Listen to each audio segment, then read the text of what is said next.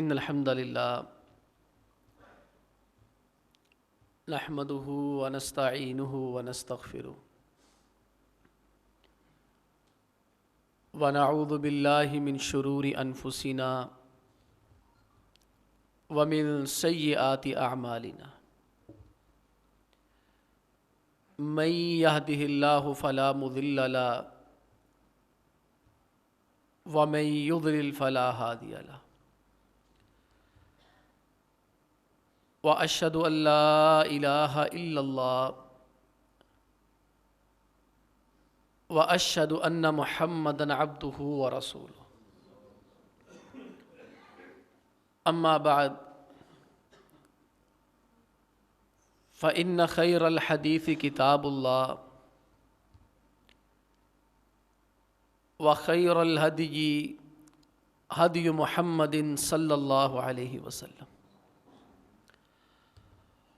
وشر الأمور محدثاتها وكل محدثة بدعة وكل بدعة ضلالة وكل ضلالة في النار. قال الله تعالى في محكم تنزيله أمن جعل الأرض قرارا وجعل خلالها انہارا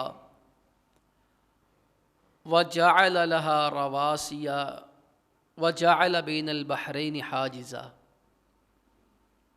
اإلہ مع اللہ بل اکثرهم لا يعلمون. محترم بھائیو،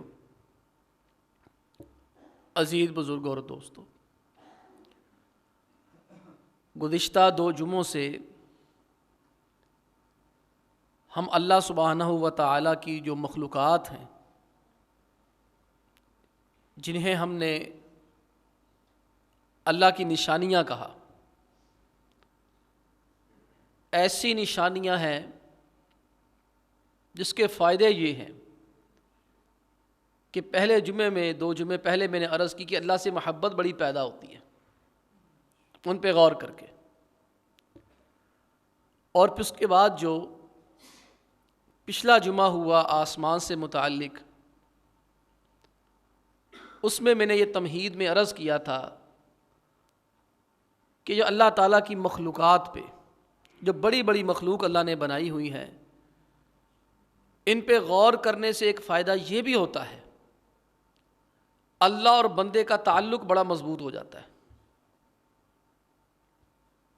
اور ایک تیسرا بنیادی فائدہ یہ ہے ان کے اوپر غور کرنے کا، چاہے ہم آسمان پہ غور کریں، پہاڑوں پہ غور کریں، غاروں پہ غور کریں، سمندروں پہ، نہروں پہ، ندی نالوں پہ غور کریں۔ تیسرا جو اللہ رب العالمین نے قرآن کریم میں ان چیزوں کو ذکر کیا ہے، جو اپنی بڑی بڑی نشانیاں ذکر کی ہیں، اپنے کارنامے ذکر کیے ہیں، اللہ سبحانہ و تعالیٰ کا ایک مقصد یہ بھی ہے کہ انسان اللہ کی عبادت کرے، اللہ کے سوا کسی کی عبادت نہ کرے۔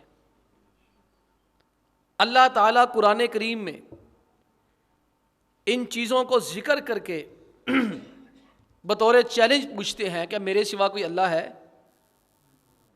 وہ اللہ تعالیٰ لوگوں کو چیلنج کرتے ہیں، اگر تم کسی کو سجدہ کرنا چاہتے ہو، کسی کو رکوع کرنا چاہتے ہو، کسی کے لیے نظر و نیاز ماننا چاہتے ہو، کسی کے آستانے پہ سر کو جھکانا چاہتے ہو، تو گویا اللہ تعالیٰ ان آیات کے ذریعے سے، ان نشانیوں کے ذریعے سے ایسے لوگوں کو مخاطب کرتے ہوئے فرماتے ہیں کہ اگر میرے برابر کسی کو کھڑا کرنا ہے، جو میرے حق ہیں اگر وہ کسی کو دینے ہیں، تو پہلا ان کو میرے جیسا بنا کے دکھاؤ، یا پہلے ان کی وہ مخلوقات بناؤ، ثابت کرو جو میں نے بنائی ہے۔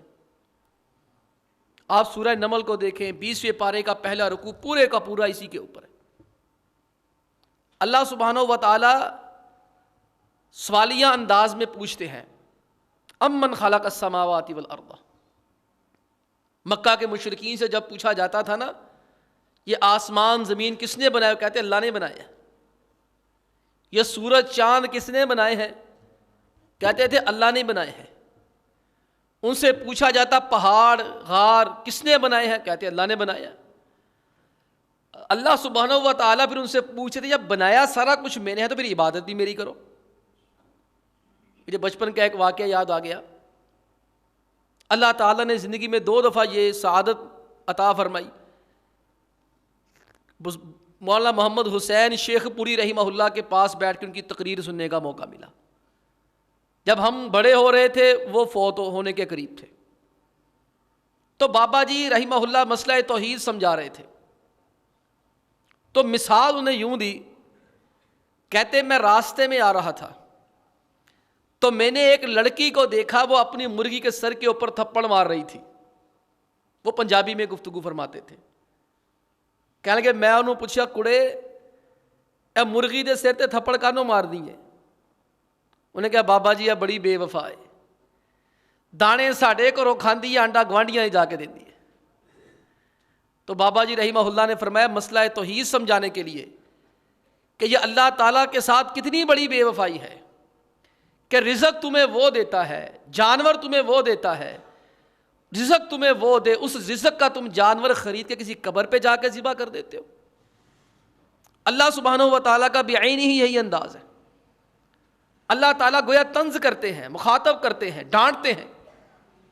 جیسے کوئی استاد طالب علم فیل ہو جاتا ہے نا، ہم بھی غصے میں کہتے ہیں تو کی کیتا ہے، حالانکہ مجھے پتا نہیں اس نے کیا کیا ہے۔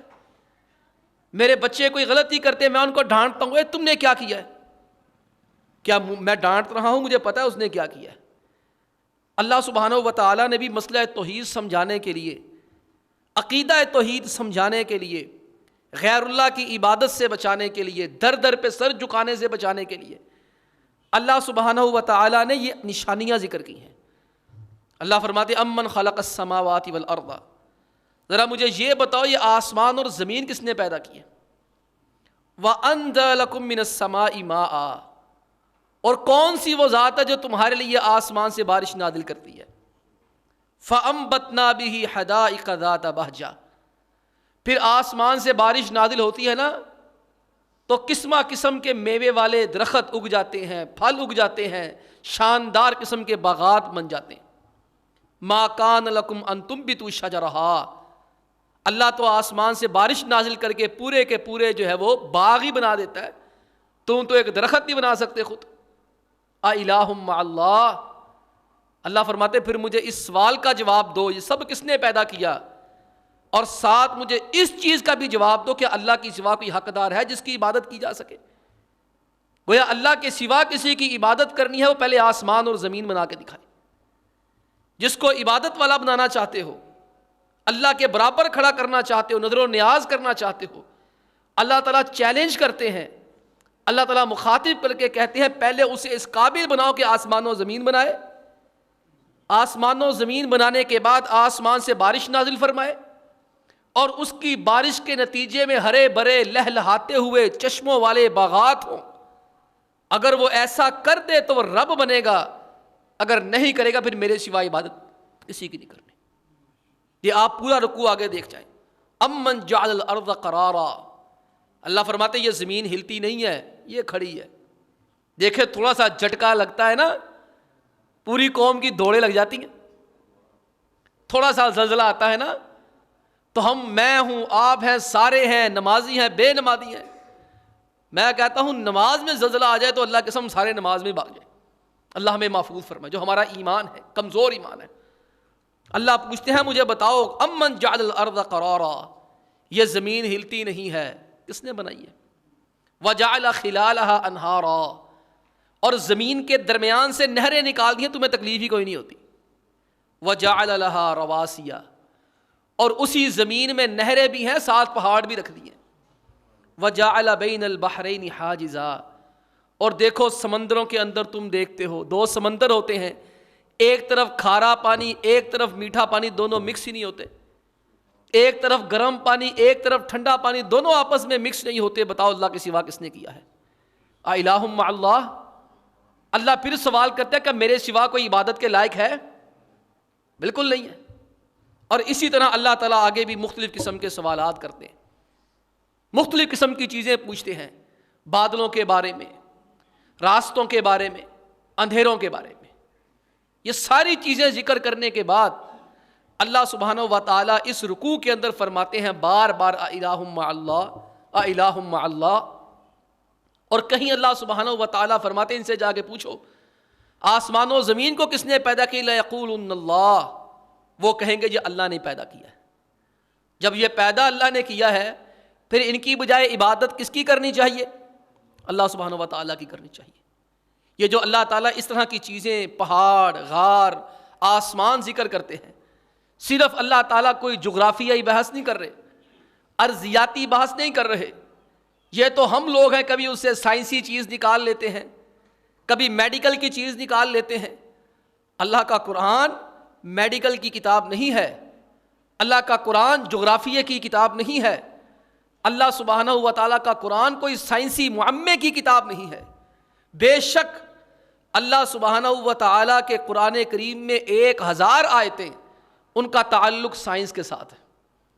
لوگوں نے اس اعتبار سے بھی قرآن کی تفسیر کی ہے اور لکھنے والوں نے لکھا ہے کہ قرآن کریم کی کم و بیش 1000 آیتیں ہیں جن کا تعلق سائنس کے ساتھ ہے، اور ان میں سے کم و بیش 200 آیتیں ہیں جن کا تعلق علم ارضیات کے ساتھ ہے.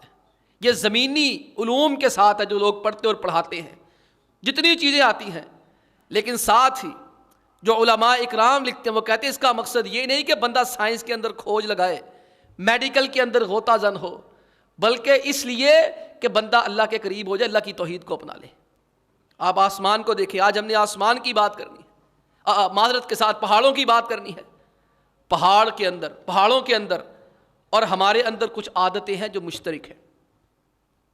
جو کام ہم کرتے ہیں وہ پہاڑ کرتے ہیں، بلکہ میں یوں کہوں گا آج کا مسلمان وہ کام کم کرتا ہے، پہاڑ نہیں کرتا، کام نہیں کرتا. پہاڑ اللہ کا نافرمان نہیں ہے، مسلمان اللہ کا نافرمان ہو جاتا ہے. میں بھی اللہ کی مخلوق، ہم بھی اللہ کے مخلوق. یہ جو پہاڑ ہے یہ بھی اللہ کی مخلوق. ان کے ہمارے درمیان جو چیزیں مشترک ہے بھائیو، پہلی چیز ہے اللہ کے لیے سجدہ کرنا. پہاڑ اللہ کے سوا کسی کو سجدہ نہیں کرتا، اور پہاڑ اللہ کو سجدہ کرتا ہے. وہ کیسے کرتا ہے؟ جیسے اس کی شان کے لائق ہے، جیسے اللہ تعالیٰ نے اس کو بتا دیا ہے. اللہ سبحانہ و تعالیٰ فرماتے الم ترا، یہ دیکھتے کیوں نہیں، ان اللہ یسجد لہ من فی السماوات ومن فی الارض والشمس والقمر والنجوم والجبال والشجر والدواب وکثیر من الناس. اللہ فرماتے لوگوں نے کبھی دیکھا ہے یہ اللہ کے لیے سجدہ نہیں کریں گے، اللہ کی عبادت نہیں کریں گے تو اللہ تعالیٰ کے سجدے کرنے والوں کی، عبادت کرنے والوں کی کمی ہو جائے گی؟ اللہ فرماتے جاؤ تم نہ مجھے سجدہ کرو. یسجد لہ من فی السماوات ومن فی الارض، اللہ فرماتے آسمان و زمین میں جتنی مخلوق ہے سب مجھے سجدہ کرتی ہیں. والشمس والقمر، اللہ فرماتے یہ آسمان میں جو سورج ہے، والقمر اور چاند ہے، والنجوم ستارے، والجبال، اللہ فرماتے پہاڑ یہ سارے مجھے سجدہ کرتے ہیں. نہ صرف سجدہ کرتے ہیں بلکہ یہ پہاڑ ان کے دلوں کے اندر اللہ کا خوف بھی بڑا ہے. ان کے اندر اللہ کا خوف بڑا ہے، اللہ کی عظمت بڑی، اللہ کی ہیبت بڑی ہے. میں نے عرض کیا شاید ہم مسلمان نکمے ہو گئے، پہاڑ ہم سے آگے نکل گئے. وہ بابا بلے شاہ نے پتہ نہیں کس نے کہا تھا حقبہ ہونے کتے تھے تو اتے. خیر وہ ہم یہاں مناسب نہیں سمجھتے اس طرح کے جملے استعمال کرنا، لیکن حقیقت دیکھا جائے اللہ سبحانہ و تعالیٰ فرماتے کچھ لوگ جانوروں سے بھی گندے ہوتے، جنہیں اللہ کے حقوق کا کوئی علم نہیں ہوتا اور وہ اللہ کے ساتھ کسی کو شریک بناتے ہیں. یہ پہاڑ ہے، پہاڑوں کے اندر اللہ کا خوف ہے. اللہ فرماتے لو انزلنا ھذا القرآن علی جبل، یہ قرآن اتنی کمال کی چیز ہے، اتنی بڑی چیز ہے. کمال نے کیا کہا تھا؟ قاری نظر آتا ہے حقیقت میں ہے قرآن. یہ راز کسی کو معلوم نہیں کہ مومن قاری نظر آتا ہے حقیقت میں قرآن. کیونکہ قاری بندہ ایسے نہیں بن جاتا، عالم بندہ ایسے نہیں بنتا. اقبال نے کہا تھا عمر بھر کی ریاضت کا لہو لگتا ہے. کوئی آسان نہیں ہے قاری قرآن ہونا، کیونکہ یہ آسان چیز نہیں ہے ممبر پہ کھڑے ہونا اور لوگوں کو اصلاح کی طرف لے کے جانا. جس پہ اللہ کا کرم ہو وہی کر سکتا ہے. لیکن اتنا بڑا علم، کتنی ہمت ہے اس بندے کی جس نے اپنے سینے میں قرآن کریم کو حفظ کر لیا، شریعت کو سمیٹ کے اپنے دل میں بیٹھا ہوا ہے کہ وہ شریعت اس کے پاس ہے ایک دبلا پتلا سا آدمی ہے، شریعت کا علم اس کے پاس ہے، برداشت کر رہا ہے، اور ادھر پہاڑ کا یہ عالم ہے، لو انزلنا ھذا القرآن علی جبل، اللہ فرماتے ہیں یہ پہاڑ اگر قرآن کریم کسی پہاڑ کے اوپر بھی نازل کرتے، لرأیتہ خاشعا متصدعا من خشیۃ اللہ، اس کے اوپر اللہ کی ڈر اتنا طاری ہوتا، ریدا ریدا ہو جاتا۔ آپ نے دیکھا نہیں، اللہ کی شریعت، اللہ کی معرفت، اللہ کا علم، یہ تو بہت ہی بڑی چیز ہے۔ اللہ سبحانہ و تعالیٰ نے صرف اپنی ایک تجلی پہاڑ پہ ڈالی، کوہ طور جل کے راکھ ہو گیا تھا۔ وہ پہاڑ تھا، وہ شریعت کا علم کہاں برداشت کرتا، اللہ کا جلال کہاں برداشت کرتا، اللہ کا کمال، اللہ کا جمال کہاں برداشت کرتا، اللہ کی نگاہ کیسے برداشت کرتا، وہ تو اللہ کی ایک تجلی برداشت نہیں کر سکا۔ یہ قرآن پہاڑوں کے اوپر نظر وہ بھی ریدا ریدا ہو جائے، اور پہاڑوں کے دلوں میں اللہ کا خوف اتنا ہے۔ اللہ تعالیٰ یہودیوں کو مخاطب کرتے ہیں، اور ہمارا حال بھی یہی ہے۔ اللہ تعالیٰ ان کے اوپر احسانات کا ذکر کر کے فرماتے ہیں، ثم قست قلوبکم من بعد ذلک، پھر تمہارے دل ان احسانات کے بعد پتھر ہو گئے۔ ہونا تو یہ چاہیے تھا، اللہ کا تمہارے اوپر کرم ہوا، فضل ہوا، احسان ہوا، تم اللہ کے سامنے سجدہ ریز ہو جاتے، تم نفل پڑھتے، فرض پڑھتے، تم تہجد پڑھتے، اشراق پڑھتے، تمہارے اوپر اللہ کے احسانات ہوئے، جتنے احسانات ہوتے گئے تم اتنا دین سے دور ہوتے گئے۔ ثم قست قلوبکم من بعد ذلک، اللہ فرماتے اس کے بعد تمہارے دل سخت ہو گئے، فہی کالحجارہ، پہاڑوں کی طرح، پتھروں کی طرح سخت ہو گئے، وَإِنَّ مِنَ الْحِجَارَةِ لَمَا يَتَفَجَّرُ مِنْهُ الْأَنْهَارُ وَإِنَّ مِنْهَا لَمَا يَشَّقَّقُ فَيَخْرُجُ مِنْهُ الْمَاءُ وَإِنَّ مِنْهَا لَمَا يَهْبِطُ مِنْ خَشْيَةِ اللَّهِ۔ اللہ تعالیٰ فرماتے ہیں کہ بعض پہاڑ بھی ایسے ہوتے ہیں، تم پہاڑوں جیسے سخت ہو گئے، تمہارے دل پتھروں جیسے سخت ہو گئے، اور اللہ فرماتے ہیں پتھروں سے بھی خطرناک ہو گئے ہو، کہ پتھر کے اندر بھی اللہ کا اتنا خوف ہوتا ہے کہ پتھر اس کے اندر سے چشمہ جاری ہو جاتا ہے، پتھر ہوتا ہے وہ پھٹ جاتا ہے، پانی نکل آتا ہے، تم کہتے ہو یہاں چشمہ جاری ہوا ہے، اللہ فرماتے چشمہ جاری نہیں ہوا، اس کے دل میں میرا خوف اتنا تھا، میری یاد میں رو رو کے اس کے اندر سے پانی نکلنا شروع ہو گیا۔ وہ پتھر کا پانی نہیں، پتھر کے آنسو ہیں۔ وَإِنَّ مِنْهَا لَمَا يَهْبِطُ مِنْ خَشْيَةِ اللَّهِ، آپ دیکھتے ہیں تودا گر گیا، پوری بستی تباہ و برباد ہو گئی۔ اللہ تعالیٰ فرماتے بستی کیا تباہ و برباد ہونی، تودے کی کیا مجال گر پڑے۔ اللہ فرماتے وہ بلند و بالا پہاڑ ہوتے ہیں، ان کے اندر ہمت نہیں ہوتی اللہ کے سامنے کھڑے ہو سکیں، اللہ کا خوف آتا ہے گر کے لوگوں کے اوپر گر جاتے، اتنا خوف ان کے اندر ہے، اللہ کی خشیت اتنی ان کے اندر ہے۔ روایات میں مذکور ہے جب نوح علیہ السلام نے اپنی قوم کو کہا کہ بعد آ جاؤ، اپنے بیٹے کو کہا بیٹا بعد آ جاؤ، بیٹا تم باز آ جاؤ، ان ظالموں کافروں کے پاس نہ جاؤ، تباہ و برباد ہو جاؤ گے، عذاب آنے والا ہے، کوئی نہ بچے گا، جو کشتی کے اندر آئے گا وہ بچے گا۔ اب آپ جانتے ہیں قرآن میں کریم میں اللہ فرماتے وَاسْتَوَتْ عَلَى الْجُودِي، وہ کشتی چلتی رہی، آخر کار جودی پہاڑ کے ساتھ آ کے لگ گئی۔ یہ جودی پہاڑ اللہ کی خشیت سے اس کا دل ڈرا ہوا تھا، اللہ کی خشیت سے ڈرا ہوا، اتنا گھبرایا جب جودی پہاڑ سامنے یہ بات ہو رہی تھی نا، وہ قریب ہی تھا۔ نوح علیہ السلام اپنے بیٹے کو مخاطب کر کے فرماتے بیٹا بعد آ جاؤ، اس نے کہا ابا جی کچھ نہیں ہونا، یہ جودی پہاڑ ہے میں اس کے اوپر چڑھ جاؤں گا۔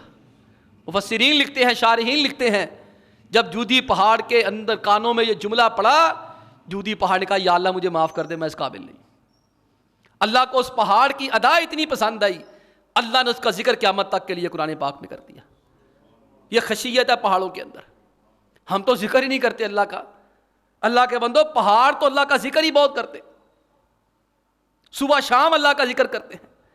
اللہ سبحانہ و تعالیٰ نے قرآن کریم میں فرمایا وَاذْكُرْ عَبْدَنَا دَاوُودَ ذَا الْأَيْدِ، ذرا ہمارے اس بندے کا، ہمارے اس دوست یار کا، قوت والے داؤد کا ذکر تو کرو۔ اِنَّا سَخَّرْنَا الْجِبَالَ مَعَهُ، ہم نے پہاڑ اس کے لیے مسخر اور مطیع کر دیے تھے۔ کیا ہوتا تھا؟ یسبحن بالعشی والابکار، یسبحن بالعشی والاشراق، صبح ہوتی شام ہوتی پہاڑ سارے کے سارے داؤد علیہ السلام کے ساتھ مل کے اللہ کا ذکر کرتے، اور اشراق کا وقت ہوتا پہاڑ جناب داؤد علیہ السلام کے ساتھ مل کے اللہ کا ذکر کرتے۔ آج ہم دیکھیں ہم اللہ کا صبح شام ذکر کرتے ہیں، پھر بات وہی آگے نا جو میں نے عرض کیا ہے کہ پہاڑ تو ہم سے زیادہ اچھے ہیں، جو اللہ کو سجدہ بھی کرتے ہیں، اللہ سے ڈرتے بھی ہیں، اور ڈرنے کے ساتھ ساتھ اللہ کا ذکر بھی کرتے ہیں، اور نہ صرف اللہ سبحانہ و تعالیٰ کا ذکر کرتے ہیں، بلکہ ذکر کرنے والوں کو دیکھ کے خوش ہوتے ہیں۔ احادیث میں آتا ہے آپ علیہ الصلوۃ والسلام مکہ سے واپس آ رہے تھے، فرمایا سیرو ہادہ جمدان، صحابہ چلو یہ جمدان نامی پہاڑ ہے، اس کا نام جمدان ہے، چل پڑے۔ اور ساتھ میں سبق المفردون، مفرد لوگ بہت آگے نکل گئے، بہت آگے نکل گئے۔ قالوا وما المفردون یا رسول اللہ کے پیغمبر علیہ الصلوۃ والسلام میں مفرد کون ہے جو بہت آگے نکل گئے، جو بہت سبقت لے گئے؟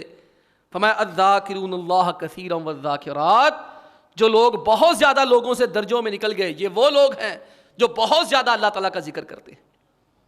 آپ علیہ الصلوۃ والسلام نے پہاڑ کے پاس یہ جملہ کیوں ارشاد فرمایا؟ ایک دوسری روایت میں آتا ہے، وہ بھی صحیح روایت ہے، آپ علیہ الصلوۃ والسلام فرماتے جب کوئی پہاڑ کے پاس بندہ گزرتا ہے، پہاڑ کے پاس ٹھہرتا ہے، ایک پہاڑ دوسرے پہاڑ کو فخریہ کہتا ہے کہ میرے پاس سے وہ بندہ گزرا جس نے میرے پاس کھڑے ہو کے اللہ کا ذکر کیا۔ پہاڑوں کو یہ بھی خوشی ہوتی ہے، جیسی ہوتی ہے اللہ ہی جانتا ہے، ہم تو تسلیم کریں گے، ہم تو مانیں گے، وہ اللہ کی مخلوق ہے، اللہ کے تابع ہیں، اللہ کے حکم کے تابع، یعنی کہ وہ ذکر بھی کرتے ہیں۔ ہم نہیں دیکھتے ہمارے پاس کہ اللہ کا ولی آ جائے، ذکر فکر کرنے والا آ جائے، ہم کتنا خوش ہوتے ہیں، یار یہ اللہ کا بندہ آ گیا، اللہ کا ولی آ گیا، وہ چاہے نہ بھی کرے، اللہ سبحانہ و تعالیٰ نے اس کے چہرے کے اوپر ایک ایسی کشش رکھی ہوتی ہے، اس کا چہرہ دیکھ کے پتہ چل جائے یہ اللہ کا ولی ہے۔ جناب چوری یاسین صاحب ایک دفعہ بتا رہے تھے، کہتے ہیں موٹر وے پہ کہیں سفر کر رہے تھے، ایک راستے میں کھانے پینے کے لیے رک گئے، ہمارے ساتھ کہتے ہیں مولانا یونس بٹ صاحب رحمہ اللہ بھی اور حافظ مسعود علم صاحب حافظہ اللہ بھی تھے۔ کہتے ہیں تھوڑی دیر گزری، ایک پادری آیا ہمارے پاس، لمبا سا چوگا پادریوں والا پہنا، پوری سلیپ پہنی ہوئی پادری، آ کے کہنے لگا یہ دونوں کون ہیں، کون لوگ ہیں یہ دونوں؟ کہتے ہم نے بتایا کہ یہ دونوں ہمارے شیخ الحدیث ہیں، یہ وہ لوگ ہیں جو بچوں کو ساری زندگی قرآن و سنت پڑھاتے رہے، انہوں نے اپنی جوانی ساری اللہ کی بندگی میں بسر کر دی، داڑیاں سفید ہو گئی اللہ کی بندگی میں۔ اس نے کہا یقین مانے ان لوگوں کو چہرے اسی طرح کے ہیں جیسے عیسیٰ علیہ الصلوۃ والسلام کے صحابہ کے چہرے انجیل کے اندر ملتے۔ یہ ایک پادری گواہی دے رہا ہے، اس نے کہا یہ دو شخصیات جو آپ کے اندر کھڑی ہیں نا، میں پادری ہوں عیسائیوں کا بہت بڑا، اور مجھے ان کے چہرے دیکھ کے عیسیٰ علیہ الصلوۃ والسلام کے صحابی یاد آ گئے کہ کتابوں کے اندر ویسی صفات لکھی کہ عیسیٰ علیہ الصلوۃ والسلام کے صحابہ کے چہرے اتنے پر نور ہوتے تھے۔ یہ پہاڑ بھی خوشی محسوس کرے، پتہ چل جاتا ہے، ہم بات کریں، ہم دیکھیں ہم پہاڑوں کو کس لیے استعمال کرتے ہیں، غاروں کو کس لیے استعمال کرتے ہیں، چلا کشی کے لیے، شرک کرنے کے لیے، سجدے کرنے کے لیے، مزار بنانے کے لیے، دربار بنانے کے لیے۔ اللہ کے بندو، اللہ رب العالمین نے پہاڑوں کے اندر یہ خصوصیت رکھی ہے، میں اور آپ مشرک برداشت کرتے ہیں، پہاڑوں سے مشرک بھی برداشت نہیں ہوتا، پہاڑوں سے اللہ والا برداشت ہوتا ہے۔ تکاد السماوات یتفطرن منہ وتنشق الارض وتخر الجبال حدا ان دعوا للرحمن ولدا۔ مکہ والوں نے کہا اللہ کی اولاد ہے۔ عزیزو معاف کرنا، برا نہ ماننا، مکہ کے مشرک ہم سے زیادہ توحید کو سمجھتے اور جانتے تھے۔ آج کا مسلمان وہ توحید نہیں سمجھتا جو مکہ کے مشرک کو پتا تھا۔ مکہ کے مشرک توحید کا اقرار نہیں کرتے تھے، کیوں؟ ان کو پتا تھا اگر توحید کو تسلیم کر لیا یہ بابا لات چھوڑنا پڑ جائے گا، بابا منات چھوڑنا پڑ جائے گا، پیرنی عزا چھوڑنی پڑ جائے گی۔ آج کا مسلمان وزیر اعظم ہو، حکومت دینے کے لیے قبروں پہ جا کے سجدہ کرتا ہے، بابے دھنکے کی سوٹیاں کھاتے ہیں، وہ کہتے ہیں یہ ہمیں حکومتیں دیتے ہیں۔ نواز شریف بھی کھاتا رہا، بھٹو بھی کھاتا رہا، اور یہ بھی جا کے سجدے کرایا۔ اللہ تعالیٰ چڑیل سے ہماری حفاظت فرمائے، جو چڑیل اس ملک کو چمٹی ہوئی ہے، اللہ تعالیٰ معاف فرمائے۔ جادو ٹونے کے جیسے ملک کا بیڑا غرق کر دیا سارا، اللہ تعالیٰ معاف فرمائے۔ کتنی بڑی یہ کتنا بڑا جرم ہے اللہ کے ساتھ شرک کرنا۔ اللہ فرماتے ہیں پہاڑوں سے برداشت نہیں ہو رہا۔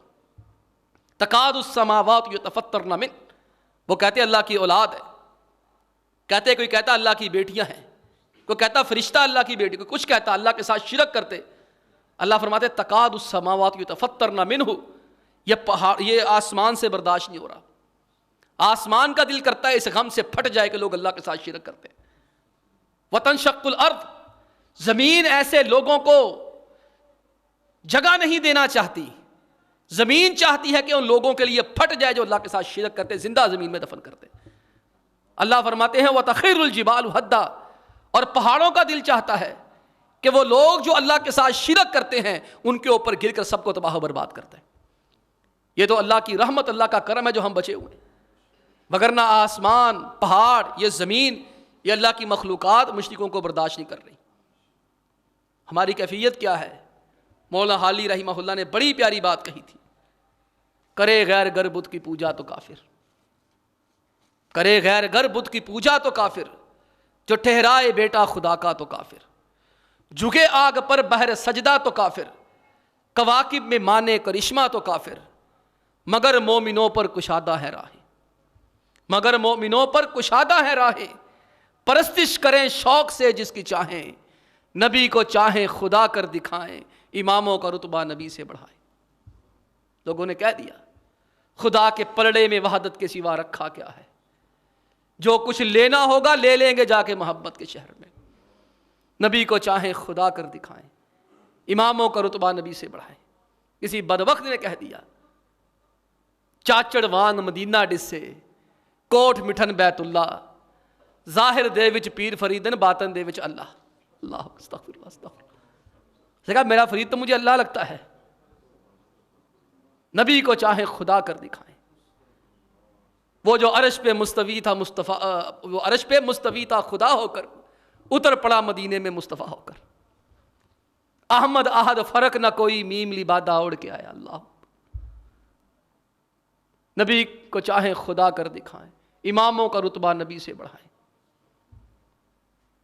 مزاروں پہ دن رات نظریں چڑھائیں، شہیدوں سے جا جا کے مانگے دعائیں، نہ توحید میں کچھ خلل اس سے آئے، نہ اسلام بگڑے نہ ایمان جائے۔